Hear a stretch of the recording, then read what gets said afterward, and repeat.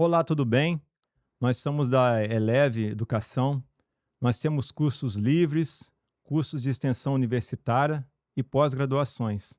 Temos mais de 1.500 pós-graduações e MBAs e somos uma escola de negócios. Se você tiver interesse em se desenvolver na área de saúde, na área de educação, engenharia, matemática, nós temos cursos de pós-graduação que podem atender plenamente a sua necessidade. Somos nota 4 no MEC, nível de excelência, e estamos disponíveis aqui para ajudar você no que for preciso. O contato da Eleve está aqui, você pode ler o QR Code e acessar direto o nosso time de suporte, que dará todas as informações necessárias para que você tenha acesso ao que há de melhor em educação. No podcast de hoje, nós estamos recebendo uma pessoa muito especial, um grande amigo, pastor Oswaldo Jacob. O pastor Luiz Gomes Jacob é nascido em 17 de fevereiro de 1956 em Niterói, Rio de Janeiro. Formou-se em teologia no Seminário Teológico Batista do Sul do Brasil, de 1979 a 1982, convalidado pela Universidade Metodista de São Paulo, ordenado ao Ministério Pastoral em 1983, foi pastor no sul do Brasil com as convenções batistas Pioneira e Paranaense. Pastoreou a Igreja Batista do Conforto, em Volta Redonda, Rio de Janeiro. Foi missionário em África do Sul. Foi pastor também na Igreja Batista em Barão Geraldo, em Campinas, São Paulo. Professor da Faculdade Teológica de Campinas e do Seminário Teológico Sul-Fluminense, em Volta Redonda, Rio de Janeiro. Foi pastor por 19 anos e 6 meses da Segunda Igreja Batista em Barra Mansa. Tem mestrado em missiologia pela Southeastern Baptist Theological Seminary, em Wake Forest, na Carolina do Norte, Estados Unidos. Formado em gestão ambiental pela Universidade Metodista de São Paulo. É articulista do Jornal Batista no site da Adberge. É casado com Eliane durante 38 anos. Tem 3 filhos, 2 genros e 2 netos. Agora 3, né? 3 netos. Pastor, seja muito bem-vindo. É um prazer muito grande recebê-lo aqui. Uma honra para mim, Alexandre, estar com você aqui, poder servir, né? E contactar com esse pessoal tão especial que está do outro lado da tela. Que bom. Antes de nós começarmos, né, pastor, a entrevista, eu gostaria que o senhor apresentasse os seus livros, que já tem escrito, para que as pessoas possam conhecer e possam adquirir também os seus materiais. E eu tenho todos eles, para mim foi uma honra poder ler todos esses livros e ajudar, né, na produção de alguns deles. O pastor pode estar apresentando, né, para o público seus livros, então. Ok, Alexandre. Então, a gente, ao longo dos anos, produziu algum material. O primeiro foi Liderança Cristã, Princípios e Modelos, né? E esgotou-se. Quando Falta o Sal em Casa, aliás, a Liderança Cristã, Princípios e Modelos, fizemos em e-book, está disponível, né? E Quando Falta o Sal em Casa, também segunda edição em e-book. Fizemos uma série Gotas de Sabedoria, né? Foram 8.000 exemplares vendidos e esses já estão esgotados. Eu não os tenho, talvez faça uma segunda edição, né?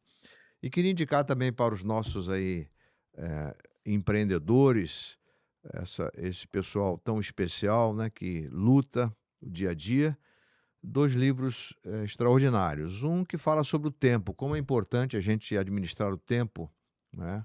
E como vamos falar sobre empreendedorismo bíblico, administrar o tempo na perspectiva de Deus.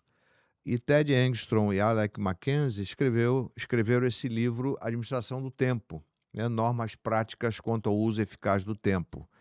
É um livro antigo, talvez você encontre na estante virtual, né? E mais recente, Timothy Keller, Como Integrar Fé e Trabalho. Um excelente livro que mostra que não há uma separação, uma dicotomia entre fé e trabalho. Se relacionam muito bem, não é? Então, o cristão que crê em Jesus Cristo tem no seu trabalho uma vocação, não é? Uma vocação, e tem prazer no trabalho e não o faz por obrigação apenas. Muito bom. São livros importantes, a administração do tempo, principalmente. Uhum, Nos dias de hoje, as pessoas têm tido tanta dificuldade na gestão do uhum, tempo, são tantos compromissos, uhum, tantos afazeres e acaba tendo dificuldade nessa boa uhum, gestão. Então, é um livro uhum, que, sem dúvida nenhuma, pode ajudar muito uhum, nessa questão aí, nesse assunto. uhum, Pastor, o tema de hoje do nosso podcast é o empreendedorismo bíblico. uhum, A gente cresce ouvindo que o amor ao dinheiro é a raiz de todos os males. uhum. E como um cristão pode falar de empreendedorismo e prosperidade sem entrar em contradição com a fé? Então, essa é exatamente a armadilha que tentam implementar, né? E pode ser desfeita logo de início. Por quê? O texto diz amor ao dinheiro. O dinheiro, quando você o ama, ele é senhor sobre você, domina você. Mas quando você gosta dele, ele é servo. Ele é usado por você para coisas boas. O mais importante é não ser dominado pelo dinheiro, mas dominar o dinheiro, Sim. né. Eh, a Bíblia, eu estava fazendo uma pesquisa, a palavra dinheiro ocorre 2.300 vezes na Bíblia, Nossa, 2.300 vezes. Eu estava fazendo aqui a média, 34,84 vezes em cada livro da Bíblia, o dinheiro é citado, né, alguma relação com o dinheiro, economia, etc. Mencionado 15% dos sermões de Jesus. Em 15% dos sermões de Jesus é relacionado a dinheiro, a economia. E 16 das suas 38 parábolas versam sobre dinheiro, né. Então, destacando gestão, sabedoria, né, generosidade e a não confiança nas riquezas, tá. Então, em nenhum momento a Bíblia condena você ganhar dinheiro. O que a Bíblia condena é você ser possuído por ele e entrar pelo caminho da avareza, não é? Que é a idolatria. A Bíblia condena a ganância, a Bíblia condena a desonestidade e a Bíblia condena quando você coloca o dinheiro acima de Deus, não é?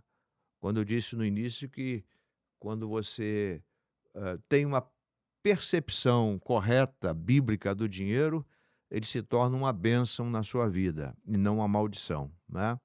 Então, a prosperidade na Bíblia não é pecado, né, não é errado. O que é errado é a teologia da prosperidade, é você fazer da prosperidade o centro da sua vida. A prosperidade é periférica e não central. Quem é central é o Senhor, né.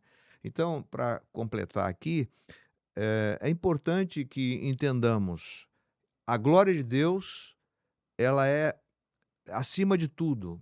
Paulo diz: "Quer comais, quer bebais ou façais qualquer outra coisa, fazei tudo para a glória de Deus", tá. Então, empreender não é só lucro, mas propósito.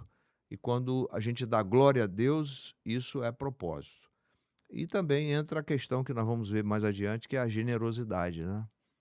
Então, quando você se torna generoso, quanto mais generoso você se torna, mais desapegado do dinheiro você também se torna. muito bom, pastor.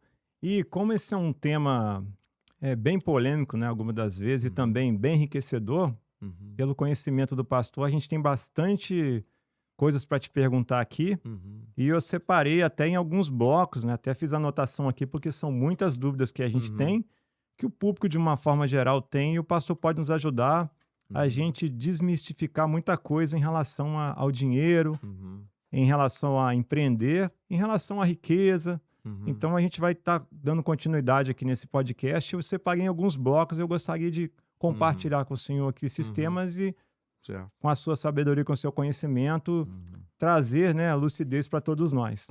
ok. O primeiro bloco que eu separei aqui, pastor, é o trabalho, diligência Uhum, e a iniciativa. uhum, Tem gente que acha que a prosperidade é uma questão apenas de fé, de oração e de declaração. uhum. O que a Bíblia fala sobre isso? Então, aí que entra o que eu tinha falado antes da teologia da prosperidade, né? O pessoal quer determinar para Deus o sucesso, determinar para Deus ficar rico, rica, etc. Mas quando a gente olha para Provérbios 10:4, e é bem direto aqui, a mão negligente empobrece, né? A mão Sim. negligente empobrece, mas a mão dos diligentes, dos zelosos, né, dos aplicados, enriquece, né? Então, tem muita gente que acha que Deus vai enriquecê-la por só orar e as coisas virão às suas mãos. Não, você precisa trabalhar, você precisa se esforçar. Quanto mais você trabalhar de forma diligente, zelosa, aplicada, de forma inteligente, você tem tudo para prosperar na vida, né? O que muitas pessoas não sabem é que o trabalho na Bíblia começa antes da queda do homem. Tem gente que acha que o trabalho é uma punição de Deus.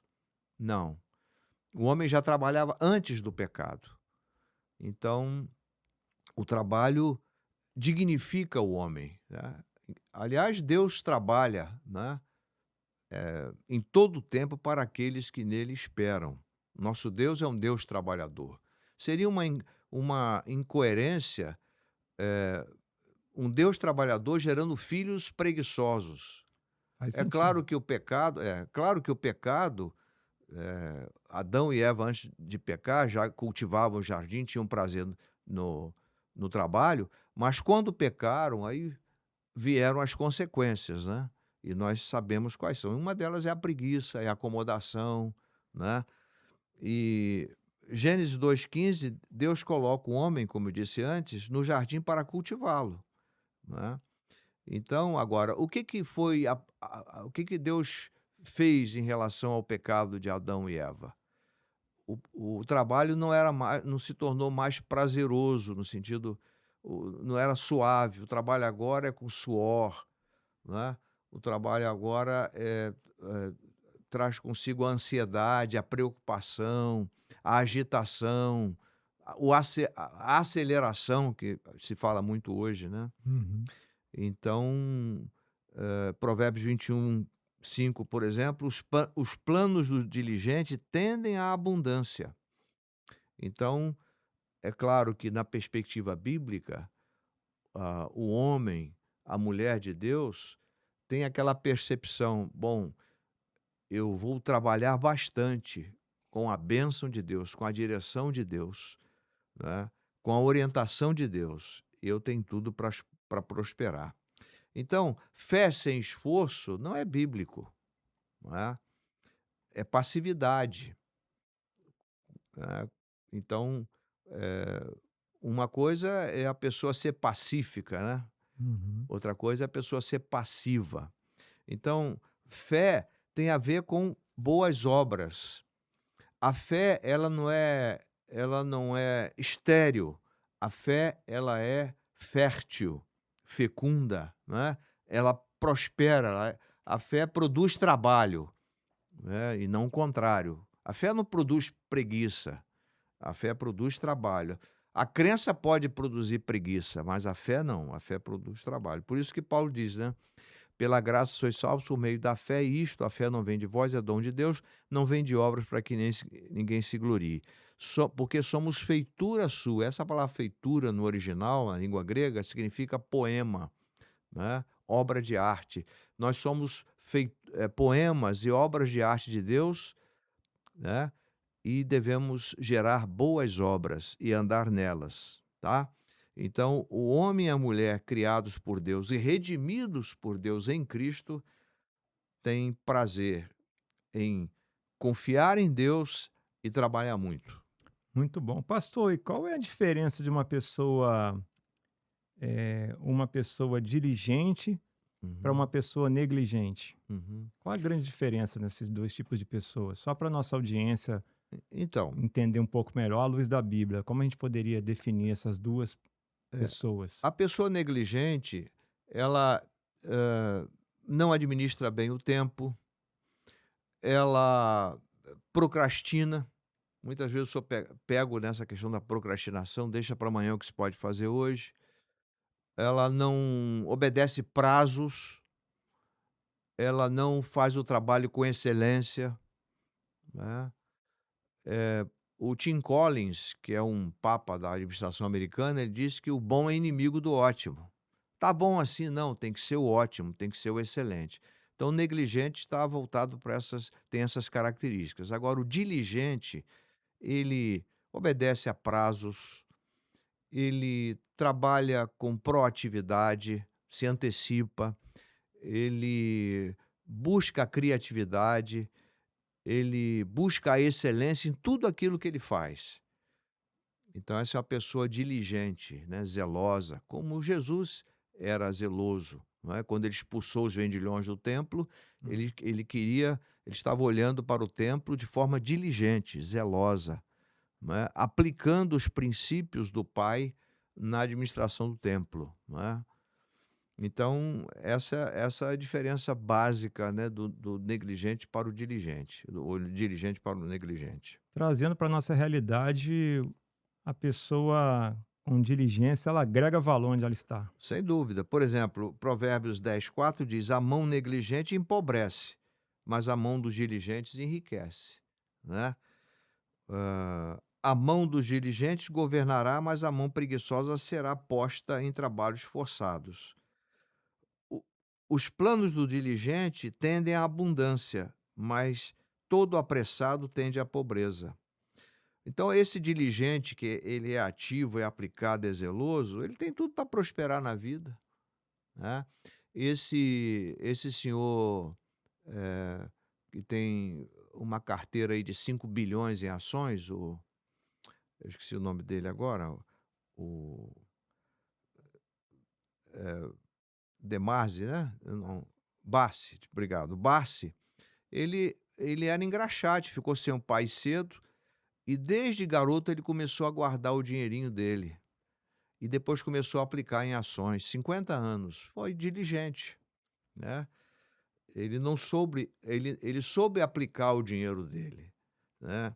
Ele foi zeloso, o ativo que ele tinha, ele não deixou parado, ele fez multiplicar, né. Muito boa a sua Né. explanação. E tudo que a tua mão encontrar, tudo que vier à tua mão, faze-o conforme o teu poder, né.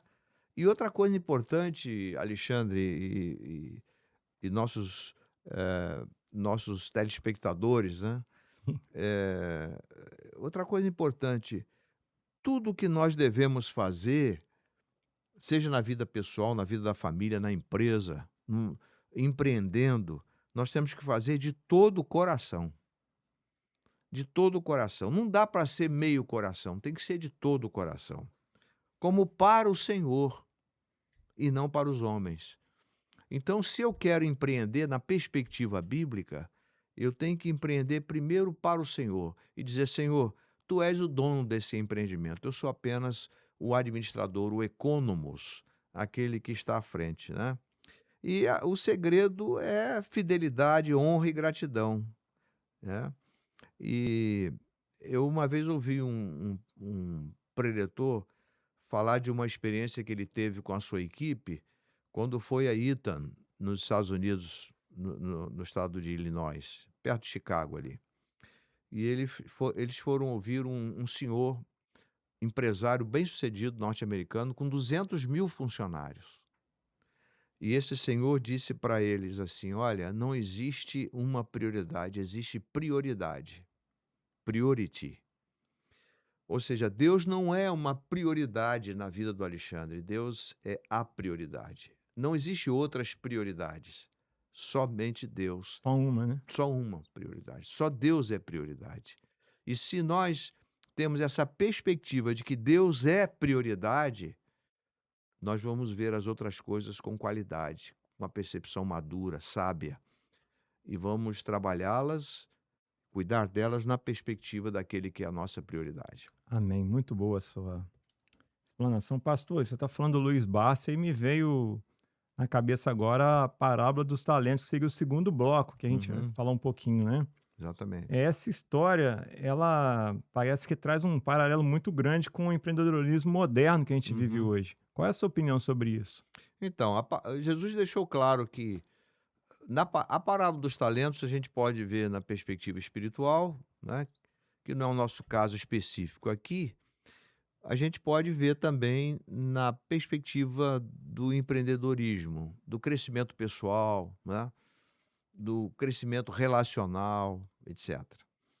Então, a parábola dos talentos, você tem 3 tipos de pessoas, né. Primeiro, aquele que recebeu, eh, 5 talentos e devolveu o senhor, né, o senhor, antes de viajar, deixou com seus servos, com seus empregados, com seus colaboradores, 3 deles, a um deixou 5 talentos e ia prestar contas quando voltasse, prestar contas com eles. Então um recebeu 5 talentos, o outro recebeu 2 talentos e o outro recebeu um talento. O que recebeu 5 talentos trabalhou, foi diligente e devolveu mais 5 talentos. Aplicou, né, trabalhou firme, trabalhou com integridade, com percepção madura, com zelo, soube trabalhar aqueles 5 talentos. O que recebeu 2, idem, né. Cada um recebeu dentro da sua capacidade. Isso é importante dizer. Deus nunca manda algo além do que a gente pode fazer, Muito né. interessante. Nunca manda. E aí aquele que tinha 5 tinha capacidade para administrar os 5, devolveu mais 5. O que recebeu 2 devolveu mais 2. E o que recebeu um enterrou. Não foi diligente, esse foi negligente, né, dentro do assunto nosso anterior. Então ele simplesmente enterrou, ele se acomodou, ele se acovardou. E aí, quando o senhor voltou, quando o patrão voltou, chamou-os e disse: "Eu te dei 5 talentos, o que que você me devolve?" "Está aqui, senhor, seus 5 mais 5 que eu amealhei, ganhei." O que recebeu 2, "Cadê os talentos que eu dei?" "Aqui estão os 2 talentos e mais 2." Para esses 2 o senhor diz: "Servo bom e fiel, foste fiel no pouco, sobre o muito te colocarei, entra no gozo do teu senhor." Mas ao acertar contas com o que recebeu um talento, ele disse: "Está aqui o seu um talento. Cadê o outro talento?" "Não, eu fiquei com medo e guardei, e escondi, bem escondido. E está aqui, servo mau e negligente, né. Você devia ter trabalhado esse um talento e me devolvido mais um talento." É Esse foi transformado, né? Exatamente, esse foi condenado. Os outros foram reconhecidos, né, e receberam a recompensa. Todos 3 receberam a recompensa. Os 2 primeiros receberam ótimas recompensas, esse último, uma ruim recompensa. E como a gente pode trazer essa parábola para os nossos dias de hoje, para quem quer empreender, ou quem é até mesmo empregado e quer crescer no Uhum, ambiente de trabalho? Qual o conselho que o senhor pode trazer para nós, né, para quem está nos uhum, assistindo, nos uhum. ouvindo, acerca disso? Então, primeiro a gente tem que, eh, pensar grande e começar pequeno. Esse é um princípio importante que eu aprendi. Às vezes a gente quer, dar o passo maior que a perna, né. E outra coisa, uma lição para a vida, né, do empreendedor ou da empreendedora, né, que vamos tratar da mulher aqui, é importante isso. O Senhor não premia a acomodação, o Senhor não premia a negligência de forma positiva. O Senhor não premia de forma positiva o medo, a timidez, mas o trabalho, a coragem e a ousadia. Então, trazendo para a realidade nossa, os 2 primeiros, que cada um recebeu respectivamente 5 e 2 talentos, eles foram extremamente zelosos, extremamente qualitativos, foram sábios, foram prudentes, Proativos? proativos, exatamente. Eles, hã, eles aprenderam, olhando para a vida do patrão, né, a aplicar os recursos, a ser simples como as pombas, mas prudentes como as serpentes, como Jesus ensinou, né. Então o empreendedor precisa, eh, ter a percepção do que tem nas mãos, e o que pode vir a ter, e trabalhar com isso na dependência de Deus. Não se acomodar, né, mas trabalhar, como já falamos essa palavra, trabalhar de forma, diligente, zelosa, caprichosa, não é. Então, eu me lembro aquele agrônomo, que morreu recentemente, que foi ministro da Agricultura e foi o responsável, por todo o desenvolvimento do cerrado, né, vou lembrar o nome dele, Mas a estou gente coloca esquecendo. na a gente coloca depois o nome dele para É, facilitar. então, esse agrônomo, o pai dele também era agrônomo, e que foi ministro, ele foi ministro do governo Geisel, Alisson Paulinelli, o Hã. nome dele. Alisson Paulinelli, guardem esse nome, empreendedores. Esse homem mandou os jovens para os Estados Unidos, para a Europa, fazerem cursos de agronomia, pós-graduação, pesquisar. E a agricultura brasileira, ela tem um divisor de águas, antes e depois de Alisson Paulinelli. Ele foi o fundador da Embrapa, Hã. certo? O pai dele foi conhecer uma fazenda muito produtiva de um amigo dele também que era agrônomo.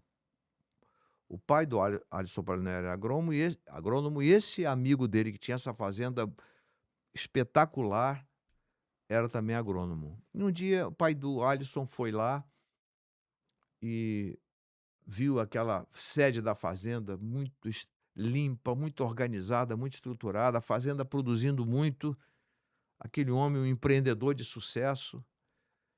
E aí o pai do Alisson Paulinelli, e contou para o Paulinelli, né, perguntou: "Meu amigo, qual o segredo da fazenda ser tão produtiva, essa sede ser tão linda como ela é, tão organizada, tão estruturada?" E aquele velho agrônomo olhou para ele e disse: "Capricho, capricho, capricho". Então, a gente tem que caprichar. O que recebeu 5 talentos, caprichou. O que recebeu 2 talentos, caprichou. O que recebeu um, relaxou. Então não é possível relaxar, né, não é possível negligenciar. É possível sim, e devemos, dentro dessa perspectiva do empreendedorismo bíblico, devemos trabalhar, trabalhar firme, né, não ser escravo, não viver para trabalhar, mas trabalhar para viver. Muito bom. E pastor, me parece também, a gente trazendo para a realidade, nessa parábola aqui, que os 2 primeiros, eles estavam muito alinhados com a missão, a visão e os valores, né, que o seu patrão tinha, Uhum, né, para fazer o negócio dele, aquela fazenda, aquele empreendimento dele crescer. Me parece que o terceiro estava um pouco desconectado com uhum. a visão do patrão. Exatamente. Esse é um ponto. Se você olha, por exemplo, quando o povo Deus determinou que o povo entrasse na terra, houve uma estratégia, 12 espias. 10, eles foram espiar a terra. 10 voltaram desesperados. Impossível. Os homens são enormes, os cachos de uvas são 2 homens levarem. As cidades são fortificadas, etc. E só notícia, só relatório negativo. Mas Josué e Caleb disse: olha, realmente as cidades são fortificadas, realmente os homens são enormes, são bem Hum. armados, são bem organizados, mas o nosso Deus é maior do que tudo isso. Nós podemos, né? Então, o relatório dos 10 foi um relatório negativo, caracterizado pela negligência, pela timidez, né, pela mesmice, pela acomodação, mas Josué e Caleb representam o que recebeu 5 e 2 talentos, respectivamente. Eles reconheceram as dificuldades, mas correram atrás. Eles criam que Deus era poderoso para fazê-los mais que vencedores, como realmente aconteceu. O que prevaleceu foi a percepção, a visão de Josué e Caleb, Muito interessante. né? Essa percepção aí, né? No terceiro bloco, pastor, falamos um pouquinho aqui, né, sobre planejamento e Uhum, conselho. Como uhum, a Bíblia enxerga o planejamento? Tem uhum, cristão que até acha que planejar demais é falta de fé. uhum. Qual é a sua perspectiva, qual é a sua visão em relação a isso? Antes tem 3 textos aqui que a gente precisa, alinhar, né. Eh, Provérbios 24, 3 e 4 diz que com sabedoria se edifica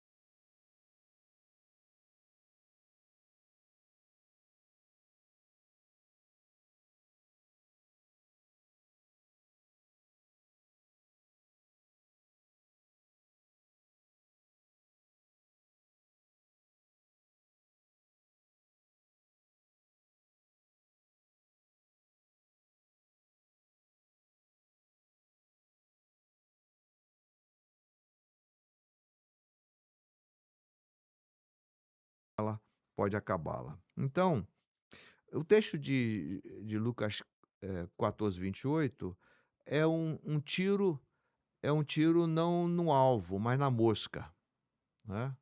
Você pode atirar no alvo, mas não na mosca, você precisa atirar na mosca. Então Jesus mesmo, na sua sabedoria, diz: "Olha, eu não posso construir algo se eu antes não planejo. Eu não faço se antes eu não faço um projeto, se antes eu não chamo um engenheiro para calcular o material, né, o tempo que é possível gastar, etcétera. O preço do pedreiro, quer dizer, todo o custo é preciso calcular as despesas. Então, é preciso fazer o planejamento estratégico, considerando dentro desse planejamento, o planejamento financeiro, não é? Então, isso é extremamente relevante.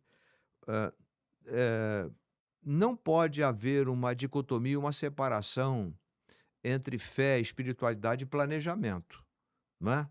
Então, por exemplo, quando há muitos conselheiros, e esses conselheiros vão apontar para o planejamento, aí há sabedoria, né.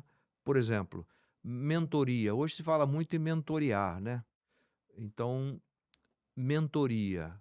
O que que é mentorear? É você acompanhar, é você orientar, é você, dar mostrar caminhos possíveis. Isso tudo faz parte do planejamento, né. Tem uma frase que me acompanha já há bastante tempo, que significa o seguinte: "Quem falha em planejar, planeja falhar". Então, se você falha em planejar, fatalmente você planeja falhar. E aí eu me reporto a Neemias, né. Neemias foi um grande líder. E se você olha para Neemias, para o livro dele, quando Jerusalém estava destruída, os muros caídos, os portões queimados, né, etcétera. Quando Neemias recebeu o relatório de Ananias, diz a história que ele sentou, chorou e orou a Deus. E aí Deus começou a orientá-lo, e é importante isso aí, né. Ele começou a dar a ele a visão de planejamento, de como ele poderia reconstruir os muros, colocar os portões nos portais, né, etcétera. E chamar Esdras depois para fazer a parte espiritual, a reforma espiritual, não a reforma só física. E aí você tem no planejamento de Neemias, primeiro, ele recebe o relatório, depois ele vai para o rei, chega para o rei e pede autorização. E expõe para o rei. O rei viu que ele estava triste, né, e não se podia ficar triste perto do rei, ele era um administrador, do reinado de Artaxerxes, né, no governo persa. E aí ele, diante daquele relatório, ele ora, pede o Senhor para trabalhar na vida do rei, e aí o rei sensível à situação dele, pessoal e do seu povo, o rei dá carta de salvo-conduto para ele passar pelos países, chegar lá, dá material, manda cortar material, ele prepara tudo. E em 52 dias o trabalho estava terminado, porque houve um planejamento estratégico, né. Então, a gente tem que guardar sempre essa frase: "Quem falha em planejar, planeja falhar". Então, o planejamento tem tudo a ver com a fé, tem tudo a ver com a espiritualidade, tem tudo a ver com o reino de Deus, tem tudo a ver com o empreendedorismo, né. Eu preciso colocar na ponta do lápis todo o planejamento do que eu quero fazer, né. Isso é extremamente relevante. Então a gente enxerga aqui que o planejamento estratégico ele é bíblico, Uhum. a função de conselheiro também é, e a Exatamente, de mentor. Então são exatamente, atividades que na Bíblia, muitos anos atrás, já se praticava isso. A gente tem um exemplo exatamente, de Moisés com seu sogro, tem exatamente, muitas pessoas que mentoraram ou foram conselheiros de muitos reis, a gente pode citar alguns exemplos. exatamente, Então realmente é bíblico. exatamente. E é funcional. Então, todo negócio precisa ter, né, pessoas mais experientes para nos aconselharem, né? Uhum, Pessoas mais com mais experiência também para serem nossos mentores e ter um time exatamente. de planejamento para que a gente consiga ser mais Uhum, assertivo nas decisões. exatamente. Agora é importante ressaltar que na perspectiva da mentoria, é sempre bom ter pessoas mais experientes. Aí eu me reporto àquela história lá de Reoboão e Jeroboão, né. Então a divisão do reino aconteceu porque Reoboão se aconselhou com jovens inexperientes, E aí, e aí arrachou o reino, né. Então é preciso, dentro desse espectro do planejamento, você se acercar de gente experiente. Tanto é que hoje, as grandes empresas japonesas, alemães, americanas, inglesas, têm no seu conselho de administração homens com larga experiência, né. Aquele Osiris Silva, que foi o criador da Embraer, né, ele está com 90 anos e faz parte do conselho da Anima, que é um gigante da educação, né. Então, um homem desse num conselho de administração é uma bênção. Então, o empreendedor, a empreendedora precisa se cercar de gente que tem visão de águia e não visão de galinha. A diferença é a seguinte: a águia vê o seu alvo a 300 metros, a galinha só vê o seu entorno. Então tem gente que tem visão de galinha, mas tem gente que tem visão de águia. Então nós precisamos dessa gente que tem visão de águia, né. muito bom. Muito legal a gente entender isso e entender que, à Uhum. luz da Bíblia, muita coisa do que a gente faz hoje nas organizações tem fundamentação lá atrás, né? O Exatamente, povo judeu, muito bom. exatamente. Pastor, a gente está vivendo um período também, né, mudando Uhum, agora para o bloco 4, é a questão da equidade de sexo, de gênero, né, onde uhum, as mulheres estão tendo mais oportunidades no uhum, mercado de trabalho, estão uhum, empreendendo, estão tendo cargos de uhum, direção, de uhum, presidência de empresa. uhum, E a Bíblia é frequentemente vista como um livro escrito numa cultura patriarcal, conforme se comenta muito. Como ela trata o empreendedorismo feminino? Ela tem alguma referência de alguma mulher ou algumas mulheres, uhum, biblicamente, que empreenderam? uhum. É muito bom a gente lembrar que para Deus, Deus não faz acepção de gênero, masculino e feminino. Deus sempre, ele criou homem e mulher, né. Então é importante ressaltar que na Bíblia nós temos vários exemplos de mulheres empreendedoras. Eu estava anotando aqui por exemplo, a mulher de Provérbios 31, né. Nós temos aqui Paulo dizendo em Gálatas 3:28, né, que não há homem nem mulher, porque todos vós sois um em Cristo Jesus, né. Quer dizer, a Bíblia não limita a vocação de gênero, né. A mulher também é muito especial e ela tem a chamada, o chamado sexto sentido, né. A mulher tem uma percepção. Hoje nós temos mulheres executivas muito, competentes, né. Hoje, por exemplo, a Itália, a Giorgia Meloni está fazendo um grande governo, né? Uma jovem senhora, uma mulher dinâmica, com uma capacidade de gestão impressionante, e está mudando a visão da Itália. A Itália está bombando, né? A Itália está voando por Verdade. causa da Giorgia Meloni. Então, na Bíblia nós temos aqui, e é bom ressaltar que no Oriente as mulheres eram muito preconceituadas, mas preconceituadas por uma cultura que hoje existe no Irã, né, no Oriente Médio. Agora eu soube que as mulheres começaram a dirigir na Arábia Saudita, antes não podiam. Então, graças a Deus pelas mulheres brasileiras, né, empreendedoras. Quantas mulheres empreendedoras, e recebam essas mulheres o nosso respeito, a nossa consideração. Mas na Bíblia, o preconceito não é de Deus, o preconceito era religioso, era cultural, não é? Então, você vê Provérbios 31, algumas características da mulher de Provérbios, né? Eu estava anotando: autoridade, integridade, proatividade, trabalho duro e liderança, habilidade nos negócios, generosidade, administração competente no lar, a honra da sua família por ela ser competente, força e dignidade, trabalho e caráter firme, temor do Senhor, né? Então nós temos essas mulheres extraordinárias.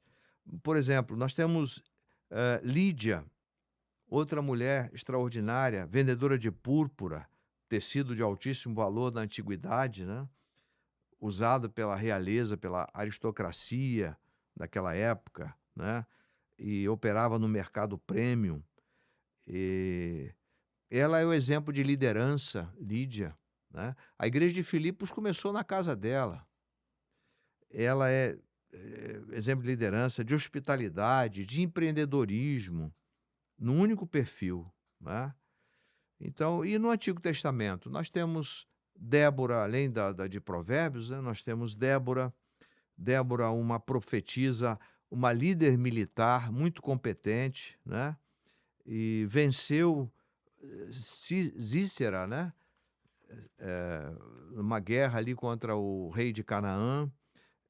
Ela arregimentou 10.000 homens, tá? Mas uma coisa ela disse: a vitória não é nossa, a vitória é do Senhor. Ela apenas foi um instrumento para exaltar Deus. A mulher empreendedora, a mulher que está transitando no empreendedorismo bíblico, que tem uma perspectiva bíblica, essa mulher precisa reconhecer o protagonismo de Deus. Deus é protagonista sempre, né? Então, é relevante a gente considerar isso. Temos o caso de Ruth, né? Na crise que Ruth estava vivendo, eu aprendi que isso aí já é sobejamente conhecido. A mulher empreendedora, na crise, você tem que tirar o S. Então, na crise, você vai criar. Então, tirando o S é crie, né? E Ruth foi uma mulher que criou. Ela se aproximou de Boaz, né? Se aproximou de Boaz, e Boaz autorizou que ela colhesse o resto o que sobrava na colheita. O judeu já fazia isso, né? O que sobrava na colheita, os mais necessitados podiam pegar, né? E Sim. ela cresceu. E uma coisa interessante, né? Ruth foi bisavó de Davi, o rei de Israel, né? Ela faz parte da genealogia de Jesus. Olha, E Ruth foi uma mulher perspicaz, né? Uma mulher sábia, uma mulher. Enquanto a outra voltou para sua terra, Ruth ficou, né? Para atender Noemi. E foi vista por Boaz, casou com Boaz. Boaz, um rico fazendeiro, um empreendedor nato, né? Então ela foi também. Agora, o último caso aqui, tem outros casos, né? Mas as meninas filhas de Zelofeade. Antigamente, quando o pai de família morria, se não tivesse o filho como herdeiro, sexo masculino, as filhas não recebiam nada. Então elas reivindicaram e isso se tornou lei. agora as mulheres podiam receber a herança do pai. Muito Não só, interessante. não só os filhos homens, mas as filhas mulheres também. Elas mudaram isso lá em Números 27. Vale a pena cada empreendedor aí ler esse texto mostrando a relevância, o valor do sexo feminino na reivindicação de direitos, né? Que é também uma forma de empreender, né? Seria um empreendedorismo social, né? E elas são pioneiras do advocacy e direitos de propriedade feminina, Muito interessante. né? E nós temos a viúva endividada, né? O marido havia morrido, quer dizer, viúva, porque o marido havia morrido, e ele deixou com ela 2 filhos. Ele deixou tanta dívida que o credor já estava vindo para pegar os filhos como caução, né, como pagamento da dívida. E aí ela acionou o profeta Eliseu, e o profeta Eliseu fê-la multiplicar o azeite que tinha. Ela vendeu todo o azeite e pagou a dívida, resgatou os filhos, e o azeite que sobrou foi para manutenção dela, ainda deu para vender mais, né? Prosperou. Prosperou, exatamente. É quando Deus age, né, através do profeta na vida daquela viúva e seus 2 filhos, Pastor, tá? e o que esses exemplos todos têm em comum na sua visão? Olha, esses exemplos, né, todas elas agiram, todas elas foram proativas, né? Nenhuma esperou que as circunstâncias fossem perfeitas, né? Eu tenho uma frase que me acompanha há bastante tempo, o seguinte: eu não sou responsável muitas vezes pelas circunstâncias, mas sou responsável pelas respostas que dou a elas. Então, cada empreendedora mulher, cada empreendedora precisa lidar com as circunstâncias com criatividade, com, com proatividade, e considerar o protagonismo de Deus em agir na história de cada uma delas, né? Então, todas elas foram mulheres excelentes, mulheres diligentes, mulheres zelosas, né? Elas agiram com o que tinham e foram vencedoras, né? E, por exemplo, elas tiveram proatividade, como eu já falei, elas tiveram liderança, elas tiveram um trabalho diligente e elas lutaram pelos direitos. Então, essas são algumas das características dessas mulheres extraordinárias, né? Então, elas prosperaram, cada uma na sua área, porque criam no protagonismo de Deus. Então fica a dica para as mulheres que estão nos assistindo, seguir esses exemplos bíblicos que o pastor Exatamente, mencionou aqui, exatamente, para que possam prosperar. Primeiro tem que agir, né, pastor? exato, E não esperar que tudo esteja perfeito para começar. Primeiro a gente exatamente, começa e ao longo do tempo a gente vai melhorando para chegar à excelência. exatamente. E não, as coisas não acontecem de uma hora para outra, tem um tempo de maturação, né? A gente precisa entender o tempo de Deus, mas nós precisamos agir, né? Não é simplesmente reagir, mas é se antecipar, como a gente já falou, da proatividade. Ter mais previsibilidade, né? Exatamente, Proatividade e menos reatividade. exatamente. Muito bom. Pastor, vamos agora para o bloco 5. Vamos falar um pouco sobre generosidade e retorno. O empreendedorismo muitas vezes é associado a acúmulo, Uhum. a competição, a ganhar mais do que o outro. Como a Bíblia equilibra isso? Então, como eu falei lá no início, o dinheiro, quando ele é servo, é uma bênção. Quando ele é senhor, é uma maldição, né? Então, o que acontece hoje? O pessoal quer prosperar pelo prosperar. a prosperidade não deve ser um fim, ela deve ser um meio, não é? A vida tem começo, fim, começo, meio e fim, né? Então, uma coisa importante, dai e ser-vos-á dado, boa medida, recalcada, sacudida e transbordando vos darão. Isso significa o seguinte: quanto mais eu ofereço, quanto mais eu dou, quanto mais eu oferto, mais eu tenho. Vamos aqui citar o amor. Quando você ama, quanto mais você ama as pessoas, mais amor você tem para amar. O amor é um reservatório que quanto mais você dá dele, mais você tem. Parece uma incongruência, né, uma Sim, incoerência, mas essa é a verdade. Quanto mais você ama, mais você tem para amar, né. Quanto mais você ama, quanto mais você tem para oferecer, né. Provérbios 11, 24 e 25: há quem espalhe ainda lhe acresce mais, e há quem retenha mais do que é justo, mas isso resulta em pobreza. A alma generosa prosperará, e quem regar também será regado. Em outras palavras, quanto mais se doa, mais se tem, né? Então, eh, eu aprendi uma frase interessante: você não é o que ajunta, mas o que espalha. Né? Então, quanto mais você semeia, mais você colhe. É o princípio da semeadura. Isso aqui não é teologia da prosperidade. Isso aqui é um princípio bíblico. Na teologia da prosperidade, você semeia para ganhar.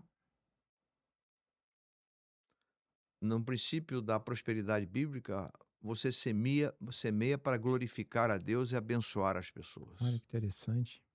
Essa é a diferença. Então, a lei da semeadura. Quando Paulo agradeceu os irmãos da Macedônia, na sua segunda carta aos Coríntios, ele fala sobre esse princípio da sabedoria, da semeadura. Os irmãos pobres da Judéia ajudaram os irmãos da Macedônia, né? Aliás, os irmãos da Macedônia ajudaram os irmãos da Judéia. E Paulo agradeceu a, a generosidade das igrejas da Macedônia. Então é importante que nós reconheçamos que empreendedorismo tem tudo a ver com generosidade. Não estão em compartimentos estanques, separados. Empreendedorismo e generosidade estão no mesmo tempo e estão sob o mesmo teto, né, na mesma perspectiva, né, que é a perspectiva bíblica, né. O empreendedorismo bíblico reconhece o grande valor dos colaboradores, dos funcionários. Isso aqui é importante a gente ressaltar. Porque quanto mais o empresário, o empreendedor reconhece o valor dos seus colaboradores, quanto mais eles semeiam na vida dos seus colaboradores, mais eles recebem. Eu estava vendo o Luciano Hang, né? Ele distribuiu 90 milhões de reais com seus 22 mil colaboradores. Agora premiou um grupo que se evidenciou, né, nas vendas, né, no cuidado com o cliente. Foi um grupo de 86 funcionários para Paris. Isso é generosidade. Isso é reconhecer o valor do outro. Em compartilhar a É riqueza. compartilhar a riqueza, entende? Então, as pessoas que juntam, elas empobrecem. As pessoas que espalham, elas enriquecem. Então, e outra coisa, a generosidade é assim: quanto mais você espalha, mais você tem, né? É isso que Jesus falou aqui, olha. Dai e ser-vos-á dado, boa medida, recalcada, sacudida e transbordando vos darão, não é? Então é importante. O sucesso financeiro tem tudo a ver com a generosidade sincera, sem segundas intenções, né? Generosidade não é um negócio, generosidade é uma vocação. Interessante. Generosidade é uma vocação. Generosidade é fruto de uma vida conectada com aquele que é o Senhor de toda a generosidade, que é generoso. Nosso Deus é generoso. Olha, nós estamos aqui, ó. Ele é generoso. Interessante demais, né? Pastor, a gente dá continuidade agora para o bloco 6 aqui. Fé e ação. Mas e a fé?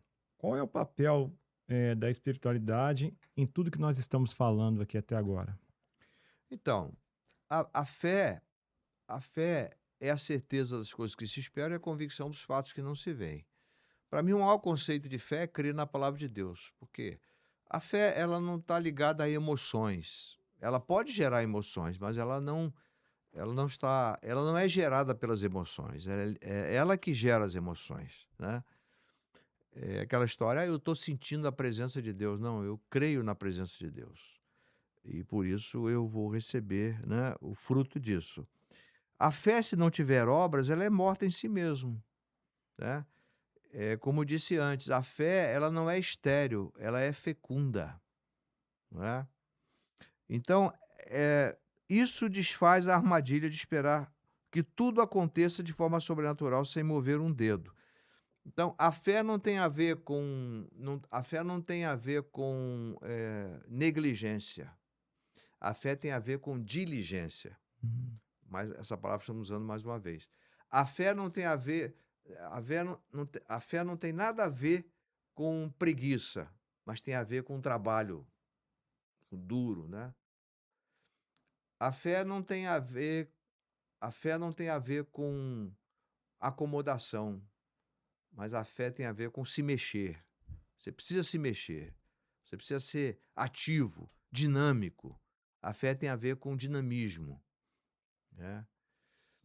Eh A fé não tem a ver com pessimismo, tem a ver com otimismo, né. Então, é importante que a fé, ela está ligada ao trabalho. A fé está ligada ao trabalho e não está ligada à preguiça, à acomodação. "Ah, eu tenho fé, Deus vai me dar tudo, vai fazer cair do céu para mim". Aí, vai fazer porque fez cair o maná do céu. Por que que Deus fez cair o maná do céu? Porque lá não tinha como você plantar, era deserto. Hoje existe tecnologia para você plantar no deserto, Israel, né, a Arábia Saudita está fazendo isso, mas naquela época não tinha, e Deus mandou o alimento do céu. Mas hoje Deus não age mais assim, essa não é a estratégia dele. É preciso que você possa fazer como os israelenses fazem lá no deserto do Negev, né. Eu estava vendo que, no deserto do Negev, a Ben Gurion University são 20.000 alunos trazendo desenvolvimento para toda a região, né. Os israelitas podiam dizer: "Senhor, manda o maná do céu para a gente", cruzaram os braços e mandar o maná do céu. Não, Deus deu capacidade, deu fé para que creiamos e deu fé para que trabalhemos. É preciso ter fé, mas é preciso ter trabalho. Fé, obras, né, elas não estão a fé é a causa, as obras são o efeito, muito boa a sua não é? comparação. Exatamente. Então, eu não vou obrar se eu não tiver fé, né. Isso na perspectiva do empreendedorismo, eu não vou aqui entrar na questão da salvação, né, é outra questão. Tá, e aí você também tem a parábola dos talentos, que a gente já viu aqui, né, e eu posso todas as coisas naquele que me fortalece, né. Muito interessante esse ponto, né? Então, por exemplo, se eu falo assim: "Posso todas as coisas", eu vou entrar pelo positivismo de Joseph Murphy, de Norman Vincent Peale. Não, eu posso todas as coisas, mas qual a minha base? Naquele que me fortalece. Eu tenho uma base, eu tenho uma estrutura firme, inabalável. O empreendedorismo tem a ver com essa estrutura, né. Muito interessante. E falando um pouco agora no bloco 7, vamos falar de prosperidade e bênção. A Bíblia faz alguma distinção entre a prosperidade que o homem conquista pelo próprio esforço e a prosperidade que vem como bênção de Deus? Uhum. Como esses dois lados se conectam? Então, veja só, existem pessoas que não são cristãs e prosperam, ok? Uhum. Sim. Então, por que que elas prosperam? Porque elas são zelosas, mais uma vez, diligentes, proativas, sabem usar a inteligência, eles têm uma percepção de responsabilidade muito grande, né? Enfim, prosperam porque trabalham muito. Agora, no empreendedorismo bíblico, muitos prosperam no empreendedorismo bíblico, eu creio que todos prosperam quando tem essa perspectiva, com a bênção de Deus, né. Por exemplo, Abrão, depois Abraão, ele era próspero em Ur dos Caldeus. Seu pai Tera, né, eles eram prósperos lá. Mas Abraão, quando o Senhor o chamou, né, para a terra de Canaã, Abraão, depois foi chamado Abraão, se tornou muito mais rico. A percepção de Abraão antes da chamada de Deus era uma, a percepção depois era outra.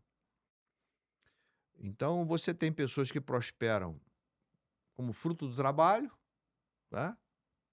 E pessoas que prosperam como fruto da bênção de Deus do trabalho, do trabalho da bênção de Deus, né. Então, eh, por exemplo, Deuteronômio 8:18: "Lembra-te do Senhor teu Deus, porque é Ele que te dá força para alcançar a prosperidade." O ímpio não tem essa percepção, mas nós, que conhecemos o Senhor, temos essa percepção, tá. E somos gratos, porque Deus nos dá força para trabalhar, nos dá a capacidade de raciocínio, a inteligência, né, a lógica para crescermos, né. Então Deus não entrega a prosperidade pronta, Ele dá força para a gente alcançá-la, né. O esforço humano e a bênção divina não competem entre si, cooperam.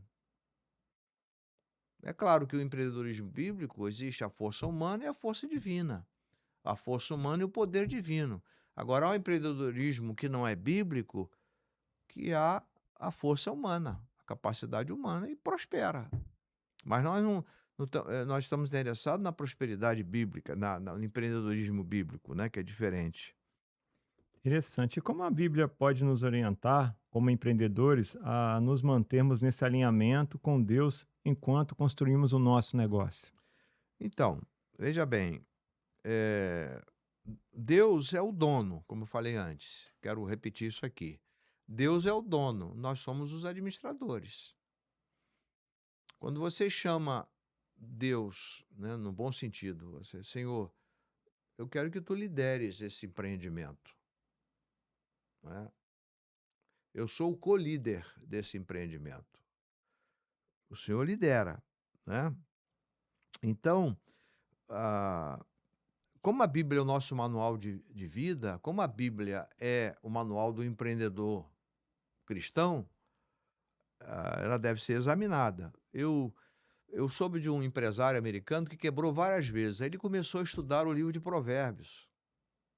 Ele até escreveu um livro sobre isso, eu tenho lá em casa, ele contando a experiência dele, que através de Provérbios, ele voltou a empreender e nunca mais quebrou. Porque ele colocou os princípios de Provérbios, né, como cardeais na sua vida, centrais na sua vida. E a gente sabe que Salomão foi um homem extremamente rico, né? E esses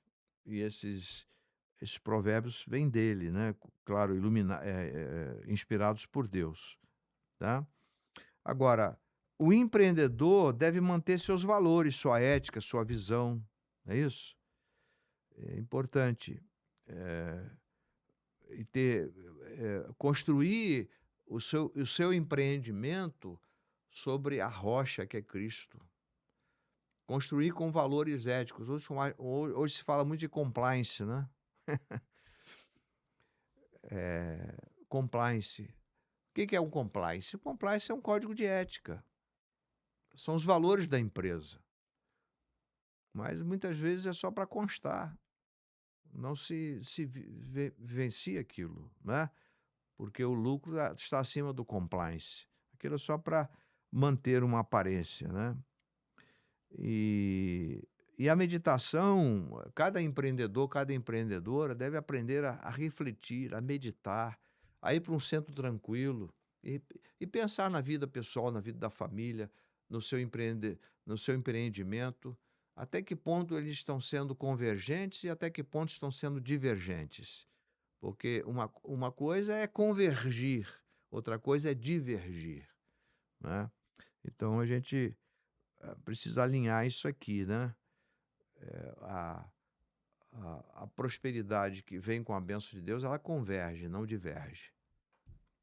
Interessante. Pastor, tem um versículo que eu particularmente considero muito poderoso quando a gente Uhum, fala desse tema, que é Salmo capítulo 1, versículo 3, que uhum, compara um homem próspero a uma árvore plantada junto a ribeiros de águas. uhum, O que essa imagem significa para você? Eu tenho até um exemplo disso, porque onde eu moro, de frente à minha casa, tem uhum, uma lagoa, uhum, e ali nós plantamos algumas árvores ao redor daquela lagoa e elas cresceram muito rápido. uhum, Então, esse versículo chama muito a minha atenção por isso, porque eu consigo uhum, visualizar isso de frente à minha casa. A gente plantou lá e rapidamente aquelas árvores cresceram e uhum, estão dando fruto muito rapidamente. Então, eu queria uhum. que o senhor falasse um pouco sobre isso para nós também. Então, a árvore, toda planta, eu gosto de planta, né? Produzo terra adubada, enfim, faço compostagem. Toda planta precisa de água. É claro que há plantas que você não pode encharcar. A água tem que ser sempre na medida, não é? Então, o Felipe tem lá no sítio a oliveira, que ele ama aquela oliveira. Então, tá sempre filmando, sempre vendo, tá a oliveira. A oliveira não gosta de muita água, mas a jabuticaba gosta Eu de gosto muita mais. água. A jabuticaba produz à medida que você joga bastante água. A acerola também. Então, toda árvore junto a ribeiros de águas, ela vai captar a água necessária para que as suas folhas fiquem verdes, para que seus frutos sejam viçosos. Então, trazendo isso para o campo do empreendedorismo, eu preciso estar junto à fonte, a fonte de vida que é o Senhor, a fonte de renovação, a fonte de encorajamento, né? Então é importante que a gente tenha essa percepção e dar o seu fruto, né? No tempo próprio. Então, quando a gente tem os valores, a fonte que gera os valores e os valores são praticados, tem tudo para os frutos virem com abundância, não é? Então, eh, quando a seca vier, essa árvore não sofre porque ela está ali né, mesmo que o lago, ah, o rio não esteja caudaloso como estava, tenha menos água ou pouquíssima água, você tem a parte de baixo do solo que retém a água e as raízes daquela árvore captam e, e aquilo traz vida, né? Mas o que isso quer dizer para o negócio, né? É que a fonte é importante. A fonte que traz vida, né? A fonte que vai gerar resultados, a fonte que vai gerar o lucro, né, de forma correta. Então eu vejo nesse aspecto. O negócio plantado, só em oportunidade pontual, floresce rápido, mas murcha na primeira seca. Então é preciso que eu plante o meu empreendimento próximo a fontes genuínas, a fontes puras, a água cristalina que vai trazer vida para o negócio e vai fazer com que ele seja florescente e que ele suporte as, as intempéries, né? As dificuldades do dia a dia, não é? Suporte as pressões, consiga vencer os obstáculos nesse aspecto, né? Quer dizer, você vai enfrentar a seca, vai enfrentar o mau tempo com mais propriedade, com mais, podemos dizer assim, com mais firmeza, né? Com mais criatividade e vai superar. Muito interessante. A gente vive uma fase no país que não está muito bem economicamente, e no momento de crise no negócio, ou de incerteza sobre o futuro, o que que a Bíblia pode nos ajudar, nos ensinar sobre isso? Uhum. Bom, eh, o Brasil é um caso de estudo, né? O Brasil é um país que está lá em cima, daqui a pouco está cá embaixo. Não é uma economia estabilizada, né? Tem inflação, etc. Então, eu vou aqui usar o exemplo de Jeremias e o povo na Babilônia, né? O povo estava no exílio e o profeta escreveu, e os profetas estavam dizendo para o povo: olha, vocês, vocês vão sair daí rapidinho, os falsos profetas. E tem muita gente dando falsas ideias, são chamadas fake news, né? Os falsos sinais, etc. Mas Jeremias escreveu uma carta do capítulo 29 da sua profecia. Olha, vocês edifiquem casas, vocês habitem nelas, vocês plantem pomares, vocês casem seus filhos e suas filhas, vocês se multipliquem aí, e empenhem-se para a prosperidade do lugar onde vocês estão. Em outras palavras, porque vocês vão passar aí 70 anos. Então, o que isso quer dizer? Você tem a notícia falsa dos falsos profetas, você tem a notícia verdadeira do verdadeiro profeta, Sim, não é?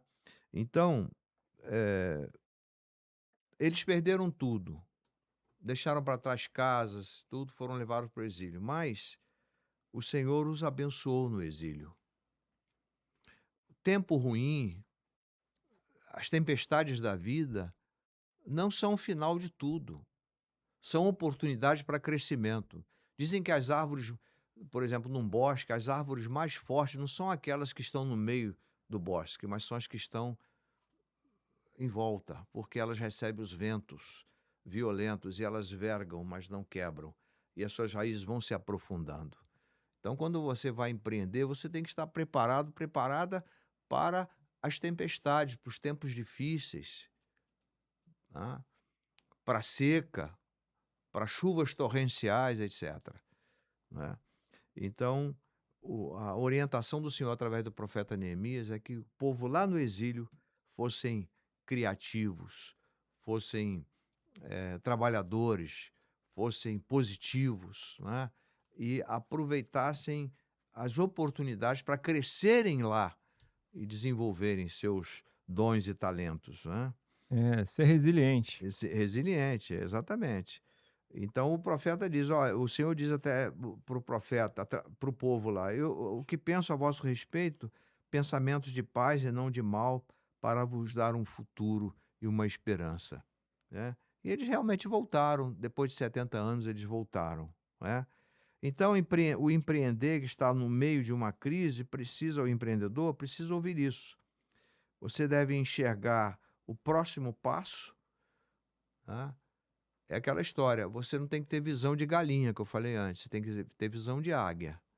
Na tempestade, quem tem visão de galinha não cresce, mas quem tem visão de águia cresce, se desenvolve, vê oportunidades, né, mesmo que sejam distantes, tem essa visualização, né, tem, eh, resiliência, né, de que o futuro será melhor. Então é preciso ter, a convicção e não desistir, a convicção de insistir e não desistir, certo? E outra coisa também, antes da gente encerrar, quer dizer, essa parte, lembra-te do Senhor teu Deus, porque Ele é que te dá força para alcançar a prosperidade. né? E eu sei que, aí volto a dizer, porque eu bem sei os pensamentos que tenho a vosso respeito, diz o Senhor, pensamentos de paz e não de mal, para vos dar o futuro e uma esperança. Muito bom, pastor. Muito legal isso aqui, muito bacana. E para a gente fechar, o que define um empreendedor bíblico? O que ele tem de diferente? Então, fazendo aqui um suprassumo, né? Eh, o empreendedor primeiro trabalha com diligência, com zelo, porque entende que trabalho é vocação, né? Trabalho é vocação, trabalho é chamado. É o que o Tim Keller fala nesse livro aqui, né? Ele trata o trabalho como vocação. Segundo, ele planeja porque a prudência é bíblica, né? E aí, mais uma vez, aquela frase: quem falha em planejar, planeja falhar. Então é preciso planejar. Planejamento significa que eu não creio que Deus vai fazer. Porque eu creio que Deus vai fazer, eu planejo. Porque eu creio que isso que eu estou fazendo é da vontade de Deus, eu vou planejar, né? Ele busca conselho com humildade e sabedoria, né? Alguém eu estava dizendo, eu estava ouvindo alguém famoso dizer: "Eu odeio a arrogância". A pessoa arrogante é difícil, né, você lidar, que não quer aprender. Então a pessoa busca conselho, porque isso é característica de humildade e sabedoria. Também ele arrisca porque sabe que paralisia por medo foi repreendida na parábola, né? Então, a parábola dos talentos. É preciso, é preciso multiplicar o que vem às nossas mãos. E ele também é generoso porque entende que prosperidade não é um fim em si mesmo, é um meio de você abençoar vidas, né? Então, o- os filântropos hoje, né? Muitos são filântropos nos Estados Unidos porque descontam no imposto de renda, Acontece muito, né? né? Então, o cara tem interesse em doar porque ele vai ganhar o nome dele e vai descontar no imposto, vai pagar menos imposto, né? Ele vai ganhar em menos imposto e vai ganhar e seu nome ser projetado. Então, muitos hoje fazem filantropia. Eu aqui não quero julgar, mas a gente percebe filantropia para se projetarem, não, no nosso caso, para projetar o Senhor e glorificá-lo. Porque o empreendedor bíblico, quando ele é bem-sucedido, a glória não é dele, a glória é de Deus. Não espero nada Sempre. em troca. Exatamente. Não tem. E por último, ele age porque fé sem obra é letra morta, né? Então, em outras palavras, a Bíblia não é contra o sucesso.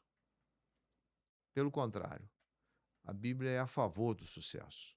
E todos os homens e mulheres de Deus, todos os empreendedores bíblicos foram bem-sucedidos quando obedeceram aos valores, quando a sua vida estava junto a ribeiros de águas, né? E dando frutos na estação própria.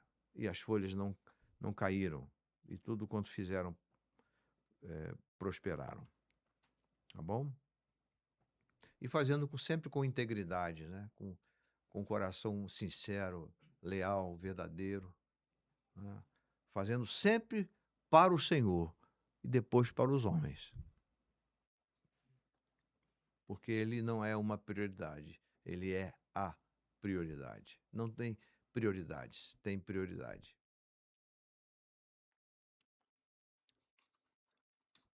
Muito bom, pastor. Um resumo bem rápido de tudo que foi falado aqui, Uhum, muito contextualizado. A gente quer agradecer muito. Obrigado Eu pela que sua agradeço, rapaz. Tamo disponibilidade. juntos. É um grande amigo, meu pastor, né? Então, tenho muita honra em recebê-lo aqui no nosso podcast. E pode ter Amém. certeza que você vai ser convidado muitas outras vezes Obrigado. para nos ajudar aqui. As pessoas tiverem dúvida também, colocar nos comentários. O pastor pode disponibilizar depois uma Uhum, forma de responder, né, pastor, a uhum, todos eles.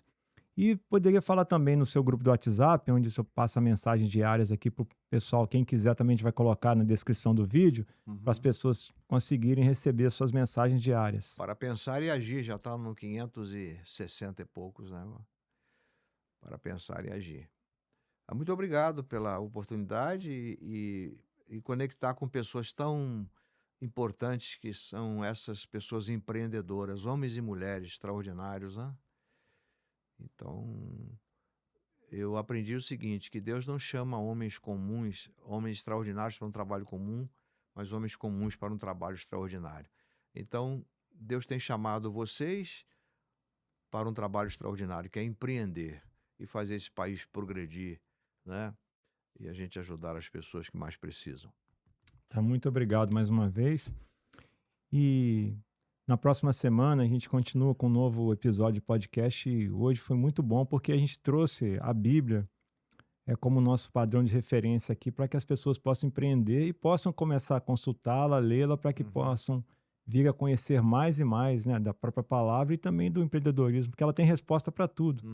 As Exatamente, nossas dúvidas, as nossas inquietudes aí, a Bíblia pode nos ajudar bastante. exatamente. Muito obrigado aí a todos. Até a próxima. Até o próximo episódio.